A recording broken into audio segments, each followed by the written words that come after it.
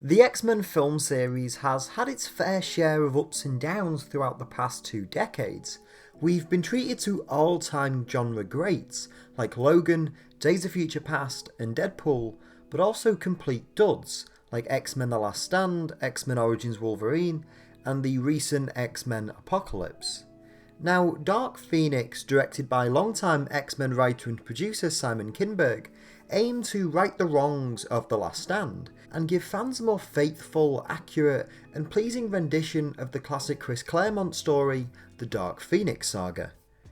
However, after watching Dark Phoenix, I'm not entirely sure that Kinberg actually learned the right lessons from the failure of X-Men 3.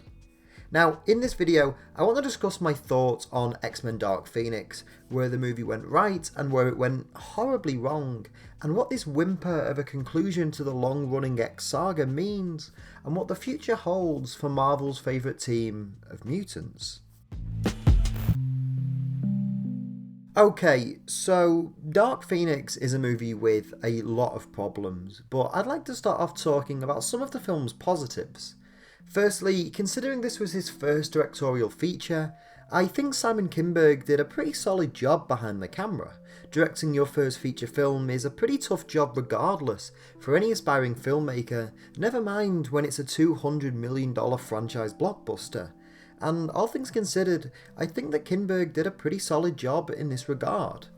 Likewise, James McAvoy and Michael Fassbender are both fantastic as Charles Xavier and Magneto.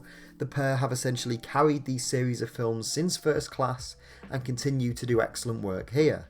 Hans Zimmer provided the film's score, and whilst not being as memorable as the original John Ottman themes, Zimmer's work is a clear highlight of the film and elevates a lot of the movie's best moments. Also, props to Sophie Turner.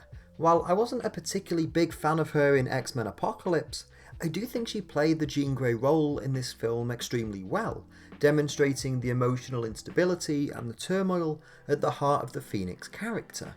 Unfortunately, the same can't be said for other performances in the film. Jessica Chastain, for one, who plays the film's kind of antagonist Vuk. Yeah, I genuinely had to Google because I don't think her name was ever said in the film. Who was basically a non-entity and didn't really need to be in the film at all. And another person who didn't really convince me personally was Ty Sheridan. While I think he's a solid actor, he hasn't yet won me over as Cyclops, and with a lot of the film's emotional core relying on the audience to buy into Jean and Scott's relationship, the pair not really having the kind of chemistry necessary to carry such an emotional storyline, and also the fact that the pair have only shared one movie together prior to this, means that that entire part of the film, and Cyclops' character as a whole as a result, really doesn't work, in my opinion. So, the plot of this movie is basically a decade on from X-Men Apocalypse. The X-Men are now world-renowned superheroes, and when answering a NASA distress call, Jean Grey encounters the Phoenix Force. It's then revealed that as a child, many of her traumatic memories were blocked out by Professor Xavier, and when unlocked by her new abilities, it causes Jean to lose control, kill Mystique, played by Jennifer Lawrence, and flee, only to be found by Jessica Chastain, who aims to use the Phoenix's power to conquer the Earth, or something like that. And for a film that promised to be a more faithful and audience-pleasing take on the Phoenix storyline, and one that learned from X-Men 3's problems, there's a weird amount of things in this movie that harks back to The Last Stand.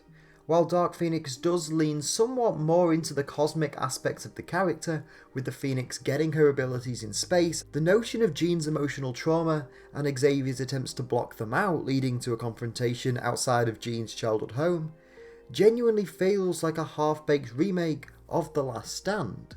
At times, it feels like Kinberg's takeaway from X3 was to not conflate the Phoenix storyline with that of the mutant cure, when in reality, X-Men fans had a genuine problem with his interpretation of the Phoenix as a concept, and in this film, those problems aren't really addressed in any substantial way, more resurfaced in a glossier coat, an interesting time setting, and younger actors. Now, this isn't to say that filmmakers should bow down to the audience's every demands, but when you set about to redo a beloved storyline that was handled so poorly last time around, it's not entirely without fault for audiences to expect a closer to the source material version. The Dark Phoenix Saga is a seminal X-Men comic book and could be a fantastic story told in live action, but this movie version feels, more often than not, like an attempt to make a more audience-friendly and cleaner version of a movie the studio and the writer already made 15 years ago. In the end, I kind of find it sad to see the X-Men series end in such a forgettable manner as it has done.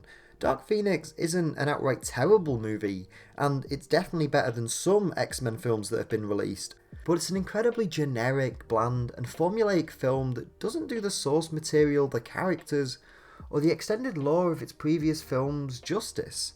The film served as a finale to both these new movies that began with First Class and Days of Future Past, but also to the entire X series as a whole, capping off a 2-decade saga that fundamentally changed the way superhero movies were both made and received on the big screen. The X-Men films have been a cornerstone of cinema for a long time, and ultimately I feel like they deserved a much better send-off than Dark Phoenix. X-Men Days of Future Past, to me, seemed like the perfect conclusion to the X-Men story, with Logan serving as the final epilogue.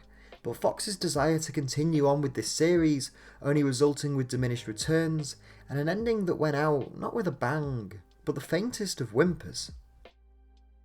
But much like the Phoenix character herself, we can only hope that in the future, the X-Men can return to form and prominence with their new home at Disney and Marvel Studios, and when the dust ultimately settles, return to the quality of films that made this series so fantastic and so incredible in the first place, and truly give fans the X-Men that they deserve, because I don't really feel like we've seen that just yet.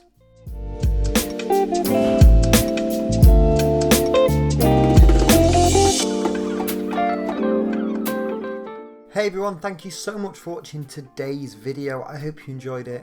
If you did, please make sure to leave a like on the video and leave a comment down below as well. Let me know, what did you think of X-Men Dark Phoenix? Did you go and see it? And if so, what were your thoughts on the movie? And also, what is your favourite of the X-Men movies? Let me know, I can't wait to hear what you have to say, as always. If you enjoyed this video, there should be some more videos on screen right now that you might also enjoy. And make sure to subscribe to the channel so you can see new videos coming out. We should have an interesting video coming out in the next couple of weeks, all about the death and return of Superman, which I'm super excited to show you all. If you want some more of me, you can follow me on Twitter, just at Owen Likes Comics. And if you want to support the channel, you can help me out on Patreon. There'll be a link in the description as well.